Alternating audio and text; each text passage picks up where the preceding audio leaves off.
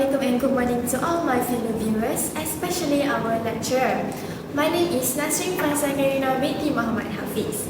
Today, we are going to present about the importance of language use in different contexts. First of all, I would like to introduce my two other speakers, which are Nurul Farhani binti Norasa. Hi, I am Nur Amal Farhani binti Rusdi. Moving on to our main topic, starting from situational context.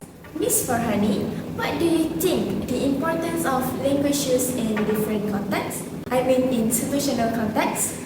In communication, the situational context, which is the environment and circumstances surrounding an interaction, is very important or crucial for ensuring your message is received as we intended.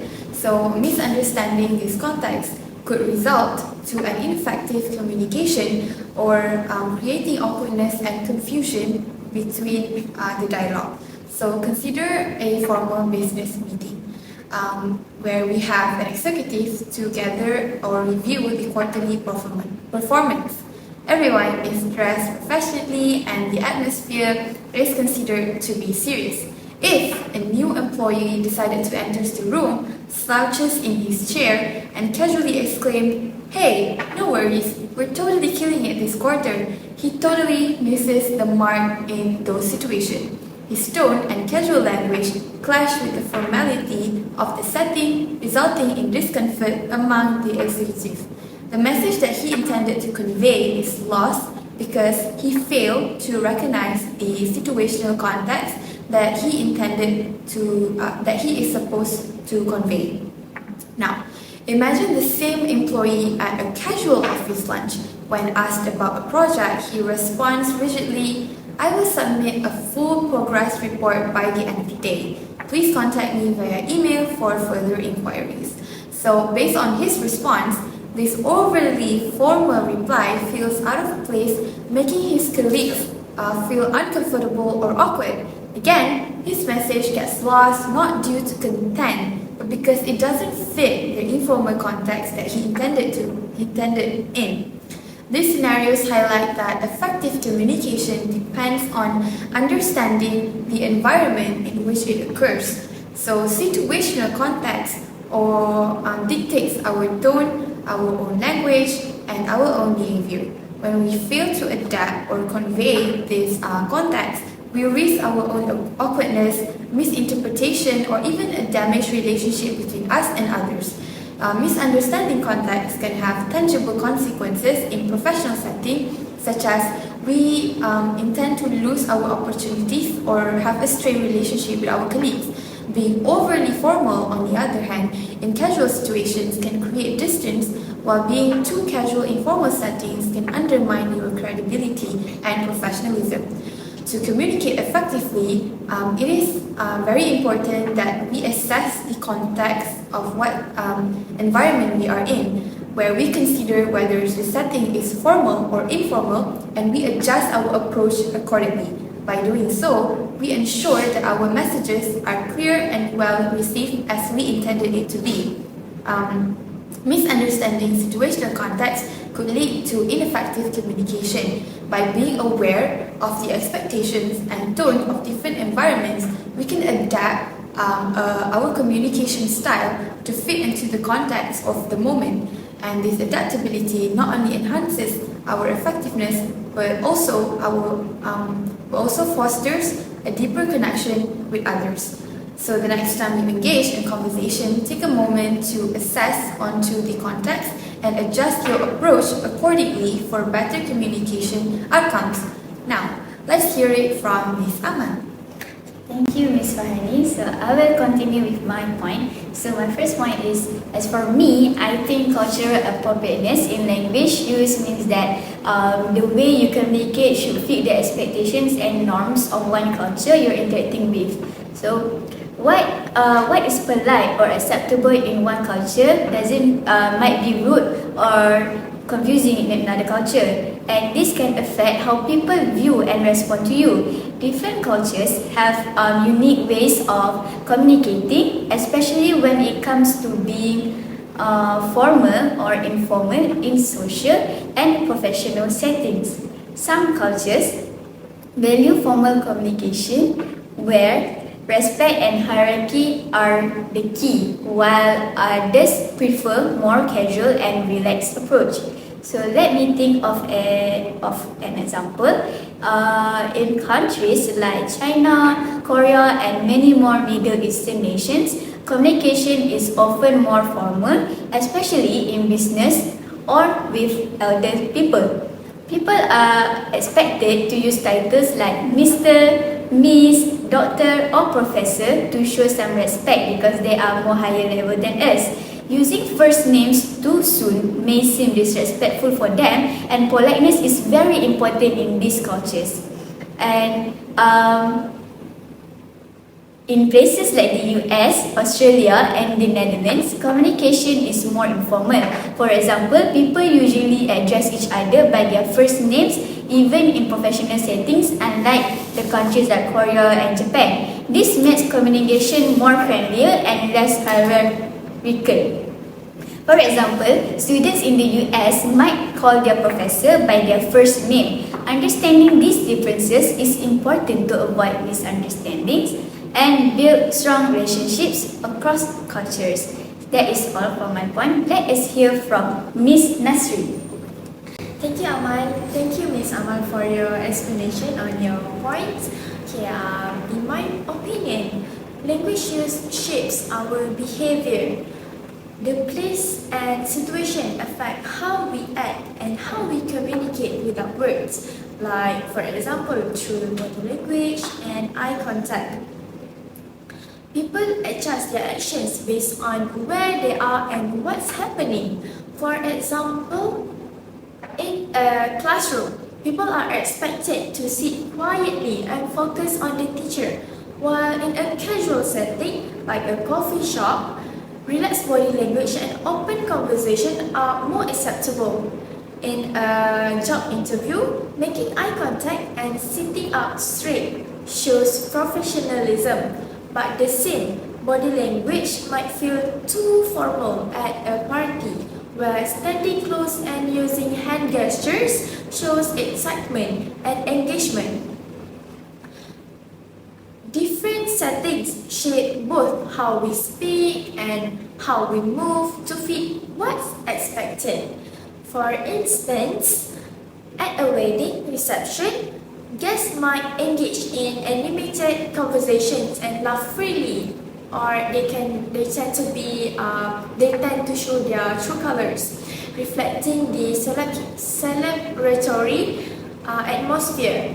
In contrast, at a funeral, the expected behavior would be more subdued and respectful, with a focus on quiet conversations and supportive body language.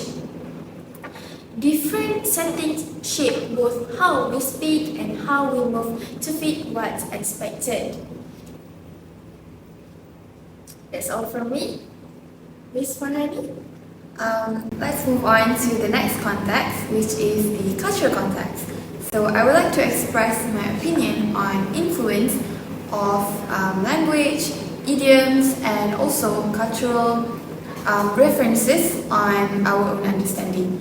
So we know that language is a powerful tool for communication, where it serves not only to convey information, but we also to express our emotions and also our cultural identities.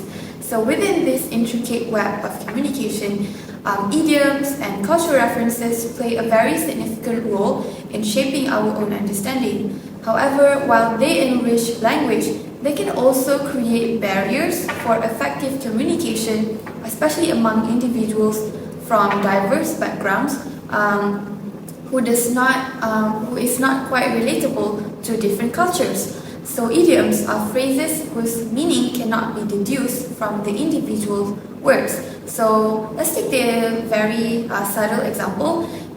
The uses of expression "kick the bucket" means to die, but if people taken it literally, it is nonsensical. So such phrases add vibrancy and character to language. However, they can lead to confusion, particularly for non-native speakers or those unfamiliar with the idiomatic expression of a specific culture. So when someone uses idioms without context, it can result in misinterpretation and frustration. Let's take another example. In an international business meeting, an idiom that resonates with one group may leave others puzzled and disengaged or alienated from the conversation, highlighting the need for clarity and consideration in our language choices. Cultural references also profoundly impact understanding. These references, which relates to events, figures, or concepts intrinsic to culture, can provide depth and context to a conversation. However, they can also, again, alienate those who do not share the same cultural background or a foundational cultural as them. For example, mentioning the American dream, if people who understand it properly, evokes a specific ideals for many Americans. Yet, this concept may hold little significance or be interpreted differently by individuals from other cultures or cultures who do not have the same ideals. So some disparities in understanding underscore the importance of using culturally inclusive language, especially in diverse settings. Ultimately, the influence of language, idioms, and cultural references on understanding cannot be overstated. Misinterpretation arising from these elements can lead to confusion and conflict, particularly in multicultural environments. Therefore, fostering inclusivity through clear and accessible language is crucial and important. By being mindful of our word choices and adapting our communication to the audience, we can promote effective understanding, and we can also build a stronger connection across cultural divides. Now, let's move on to another point by Ms. Nasrin.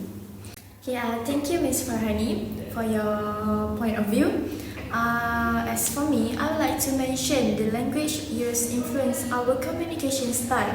Cultural context affects how people communicate by shaping their approach to things like politeness, directness, and when to speak during a conversation. In some cultures, people may speak very politely and avoid saying anything too direct, especially if they are worried about offending someone. In these cultures, people might hint at what they want to say rather than saying it openly.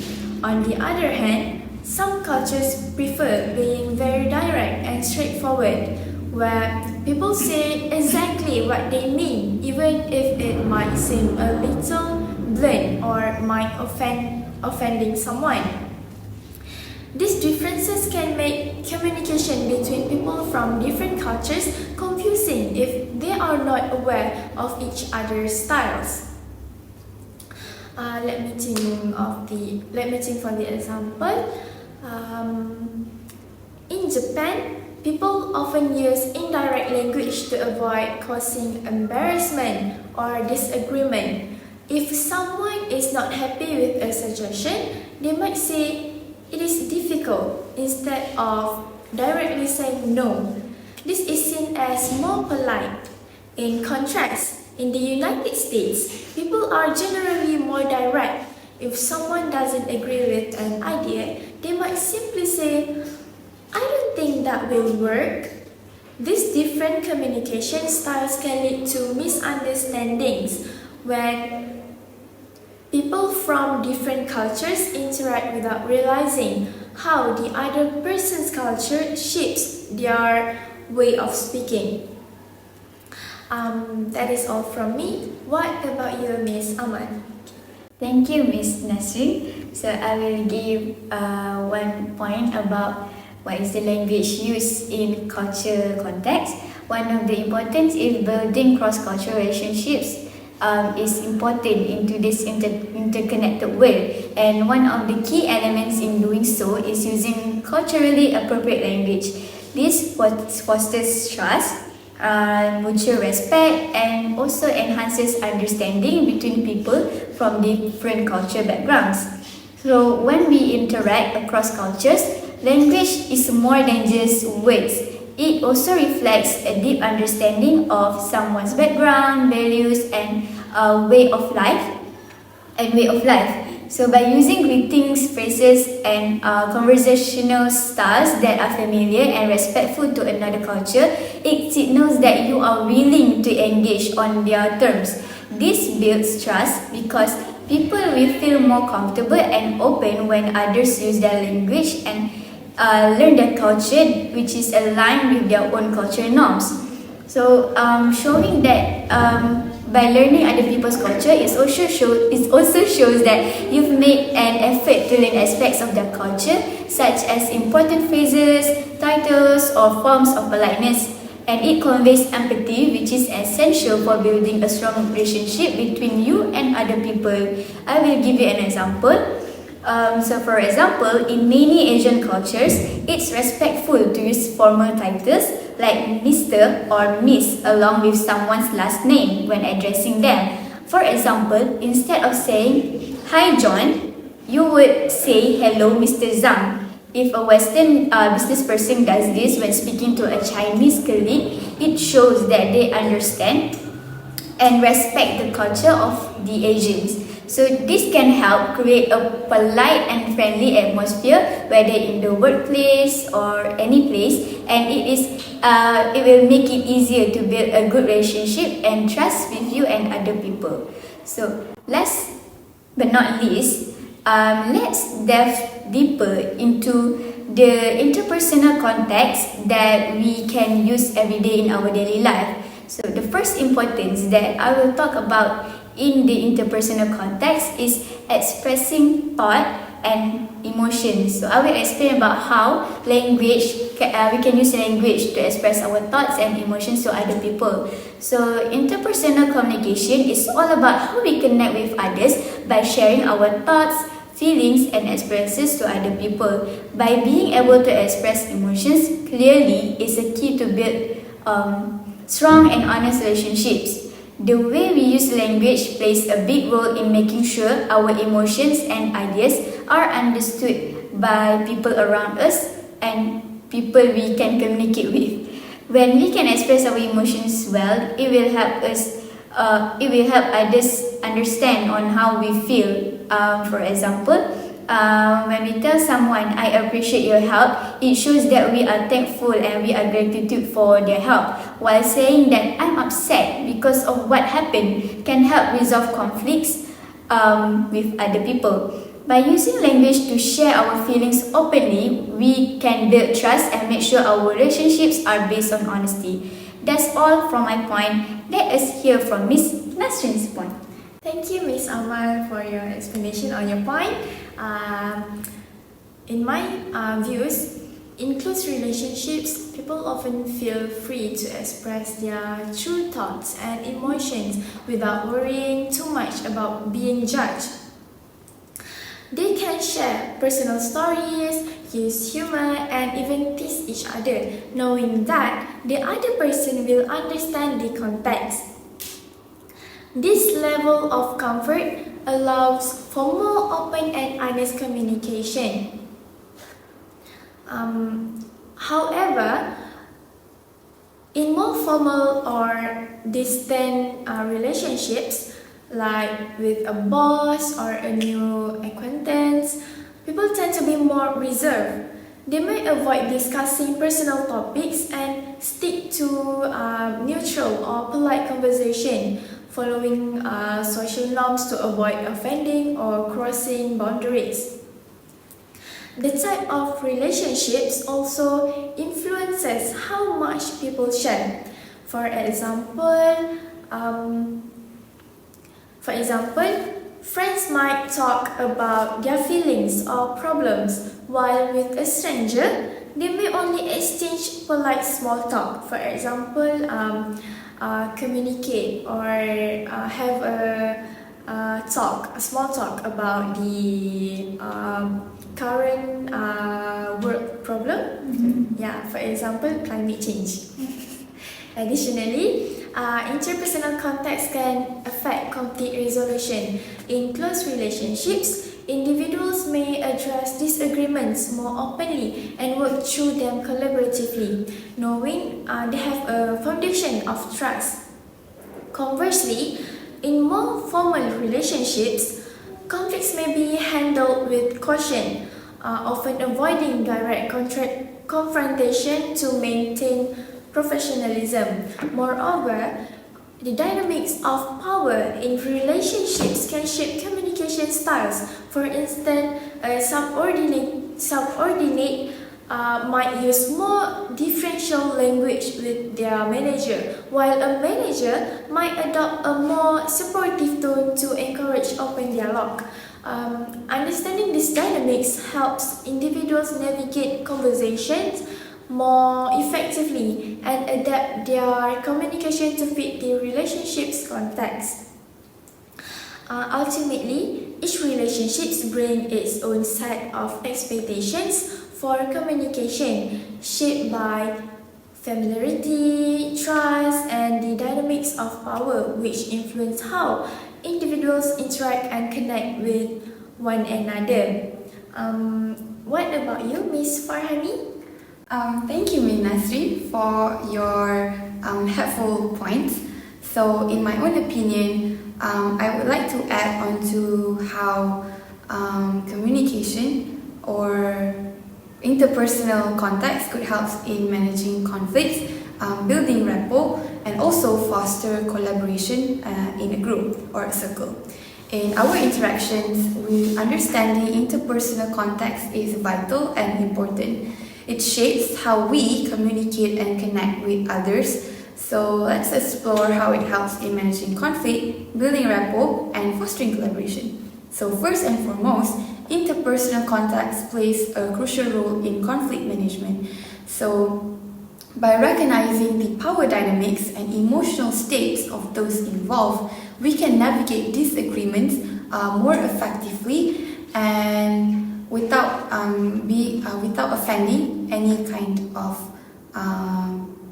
people. For example, using a calm tone and active listening can diffuse tension and promote understanding. Acknowledging the other person's perspective fosters a sense of respect, making resolution more achievable. Next, building rapport hinges on interpersonal context.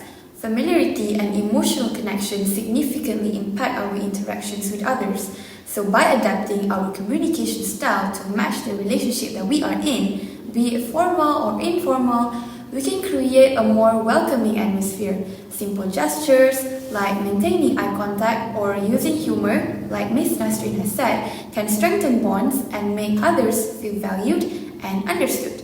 Lastly, understanding interpersonal context could foster collaboration between others. When team members recognize each other's strengths and communication styles, they can work together more harmoniously and more productively. Encouraging open dialogues and respecting differing viewpoints could lead to a more innovative solutions and a sense of shared purpose. So, in summary, being aware of interpersonal context allows us to manage conflict, build rapport, and foster collaboration effectively in our daily communication. So, by adapting our communication to the dynamics of our relationships, we could create an environment or a setting where everyone feels heard and valued.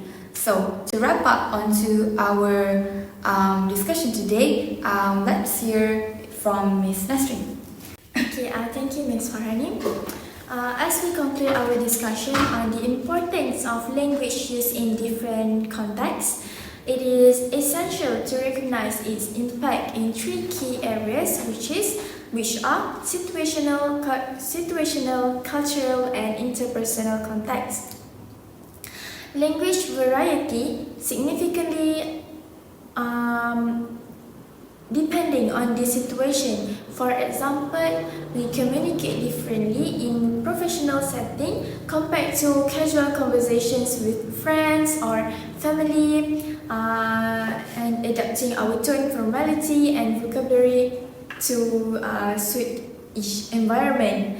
Additionally, language reflects culture, carrying unique expressions and idioms that reveal the values and beliefs of its speakers, which fosters empathy and appreciation for diverse perspectives. By learning new languages, We are not only acquire communication skills but also gain insight into different cultures and view in other perspective. It enriching our understanding of the world. Lastly, language is fundamental to build relationships, which is effective communication shapes our connections and enhance trust and understanding among individuals. Being attentive to the nuances of language in this context can greatly improve our ability to connect with others, resolve conflicts, and engage in meaningful dialogues. Overall, embracing the diversity of language use enriches our interactions, making us more effective communicators and global citizens. What about Miss Amal? That's a very good point, Miss Nasrin, to sum up our discussion today. But for me, I think using language effectively in interpersonal, cultural and situational context is very important for a good communication in building strong relationships. In personal interactions, clearly expressing our thoughts and feelings, it can help us to create trust and understanding to other people, and also it allows people to connect better. In cultural aspect, different norms and expectations influence on how we communicate, so being aware of these differences helps us to show respect and avoid misunderstanding with others from other culture that is different from us. Additionally, adapting our language to fit the situation, whether it is casual or formal or informal, it ensures our message is appropriate and effective. Overall, understanding and using languages thoughtfully in this context, it can lead to a better connection, and it can make fewer of our conflicts and more inclusive and understanding environment for everyone. So let us hear from Miss Farhani. I agree with both Miss Nasrin and Miss Amal's point. So as we wrap up today, I would like for all of us to reflect on one important takeaway, which is the need for continuous learning and also adaptability in our increasingly diverse world.